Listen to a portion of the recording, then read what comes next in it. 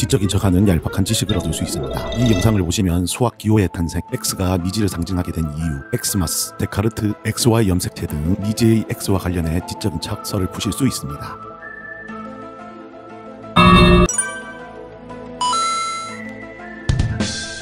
우리가 수학을 떠올리면 수식을 떠올리지만 17세기 중반까지 수학은 수식 없이 라틴어 문장으로 수식을 장황하게 설명했습니다. 지금 1-1은 1 이런 식으로 적는 것이죠. 이렇게 적는 것이 슬슬 귀찮아지자 누가 1을 I at I로 적기 시작했고 at에서 E가 떨어져 나가고 T가 십자가 기호로 간결해지며 십자가가 더하기를 의미하는 수식이 됩니다. S는 라틴어로 at로 이렇게 쓸 수 있고 S는 지금의 ampersand 기호로 이렇게 변형돼 and를 의미하는 기호로 쓰이게 됩니다. 로버트 레코드는 덧셈을 표기할 때마다 매번 is equal to라고 뭐뭐와 같다라는 문장을 쓰기가 무척 귀찮았습니다. 그래서 그가 1553년에 쓴 지혜의 숫돌 모시기 이름이 너무나 긴 수학책에 is equal to를 길이가 같은 평행선 같다로 표기하자고 제안합니다. 그래서 수식에서 같다라는 표현이 지금의 equal sign이 되었습니다. 이후 대수학이 문장이 아닌 점점 간결한 수식으로 표현하려고 노력하기 시작했고 아이작 뉴턴의 그 유명한 뉴턴역학 만유 인력 법칙이 있는 프린키피아로 알려진 자연 철학의 수학적 원리를 출간한 17세기 후반 무렵에 수식의 사용이 일반화되었습니다.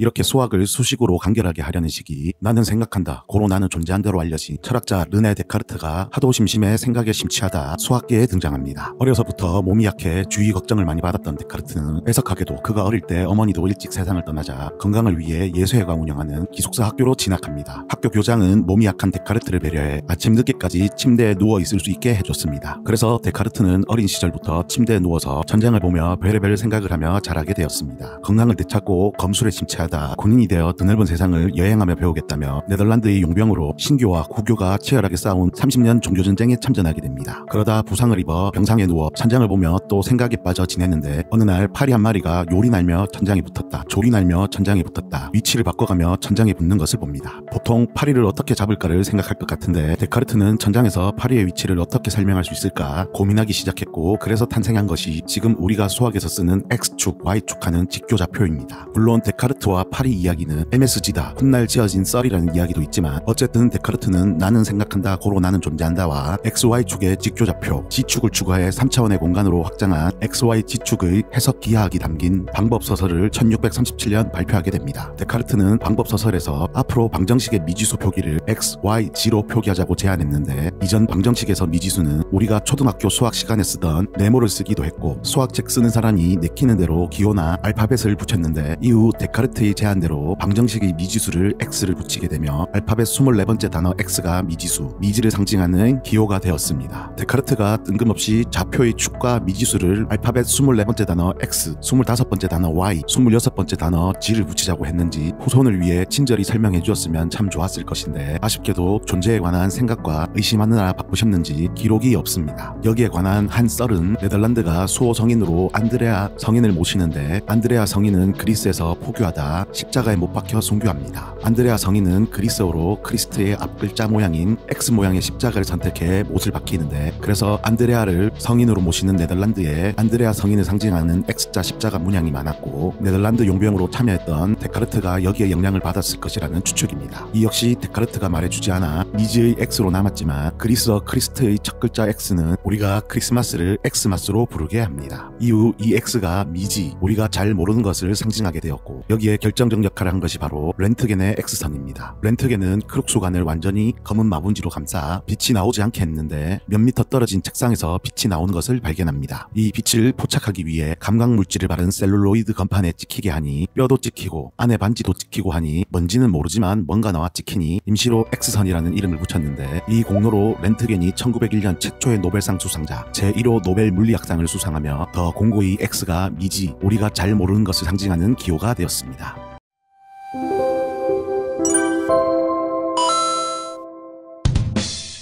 봄용 AS, X 염색체, Y 염색체 사람은 46개, 즉 23쌍의 염색체를 가지는데 22쌍, 44개의 염색체는 같은 모양과 크기로 쌍을 이루기 때문에 번호를 붙여 1번에서 22번을 붙이고 상염색체라 부릅니다. 남은 2개의 염색체는 여자는 X 염색체 2개를 가지고 남자는 X 염색체 1개와 Y 염색체 1개를 가져 성별을 결정해 성염색체라 부릅니다. 우리는 염색체가 쌍을 이루고 있는 모습을 보여주는 사진을 보다 보니 염색체가 X자처럼 생긴 것으로 생각해 그래서 X 염색체가 X처럼 생기고 Y 염색체가 Y처럼 생겼다고 생각합니다. 모양을 본떠 이름이 붙여졌다는 착각을 하는데 성염색체를 잘 보시면 모양과 상관이 없습니다. 이 역시 22쌍 44개의 염색체와 다른 우리가 잘 모르는 미지의 염색체라 데카르트가 제안한 표기법에 따라 미지의 X 염색체, Y 염색체로 이름이 붙여졌습니다. 1891년 독일 헤르만 행킹이 노린재 정소에서 상염색체와 비슷한 것 같기도 하고 다른 물질을 발견합니다. 상염색체와 다른데 무슨 역할을 할 것 같지만 모르니 미지의 물질, X 물질이라는 이름을 붙입니다. 1905년 네티 스티븐스는 딱정벌레 생식선에서 발견한 X 물질과 크기가 다른 한 쌍의 염색체를 발견하고 이 작은 염색체가 남성을 결정한다고 발표합니다. 1909년 에드먼드 윌슨은 스티븐슨의 연구가 맞음을 확인하고 행킹의 명명법에 따라 큰 성염색체에 X 염색체, 작은 성염색체에 Y 염색체라는 이름을 붙입니다. 사람의 23쌍의 염색체 안에는 약 23,000개 정도의 유전자가 골고루 나눠져 있고 발현되어 각각의 기능을 하는 단백질을 만듭니다. 대략 각 염색체당 800에서 1000개의 유전자가 들어있다 할 수 있습니다. X 염색체도 그런데 허나 희한하게도 Y 염색체는 X 염색체보다 크기도 훨씬 작고 게다가 유전자가 70에서 80개 정도밖에 들어있지 않고 정상 작동하는 유전자는 대략 20개 남짓이며 남성을 만들어주는 유전자는 약 2개 정도로 밝혀졌습니다. 이는 수억 년 전에 생물이 여성을 기반으로 만들어져 다양한 유전자풀을 가지기 위해 유성생식을 하였으며 약 2억 년 전부터 X 염색체가 Y 염색체 기능을 대신하며 Y 염색체의 97% 정도의 유전자가 퇴화하여 지금에 이르게 되었다고 봅니다. 그래서 앞으로 계속해서 Y 염색체는 더 짧아질 것이며 심지어 남성이 사라질 것이라 주장하는 과학자도 있고 Y 염색체의 기능이 다른 염색체로 옮겨가 우리의 생식이 더 다듬어질 것이라 주장하는 과학자도 있습니다. 지금도 미지의 XY 염색체 비밀을 풀기 위해 과학자들이